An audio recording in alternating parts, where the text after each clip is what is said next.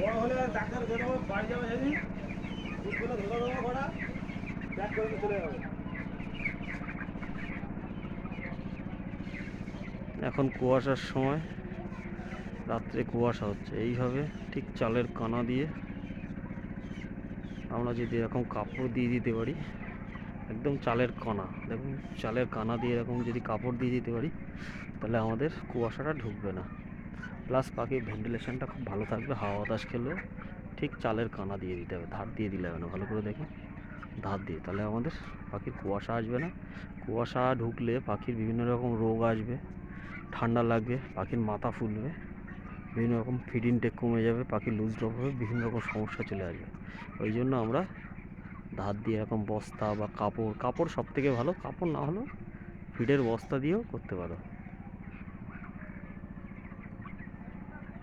18 দিন বয়স, 18 দিনের পাখি 1 কিলো বডি ওয়েট আছে।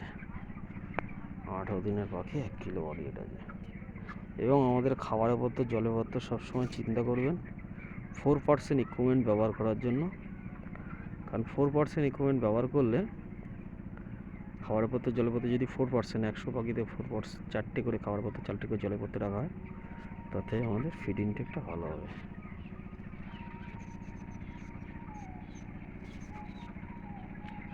আর সবসময় শীতকালে একটা জিনিস দেখবেন, এই যে ডাস্টটা পড়ে আছে, এইগুলোকে 2 দিন 3 দিন অন্তর অন্তর পরিষ্কার করে দেওয়ার চিন্তা করবেন। 2 দিন 3 দিন অন্তর, তাহলে ইস্টটা জন্মাবে না, পাখির লুজ ড্রপ, পায়খানা এগুলো হবে না।